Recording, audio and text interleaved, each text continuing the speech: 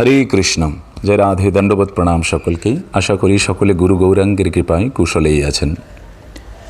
জীব জড়ভোগ পরায়ণ হইয়া ভোগ বাসনা পর ইন্দ্রিয় তর্পণকারী অর্থকেই শ্রেষ্ঠ বলিয়া জ্ঞান করেন, কিন্তু সম্পত্তির তারতম্য বিচারে শুদ্ধ অপ্রাকৃত বুদ্ধিতে রাধাকৃষ্ণে প্রেম সমতুল্য আর সম্পত্তি জগতে নেই।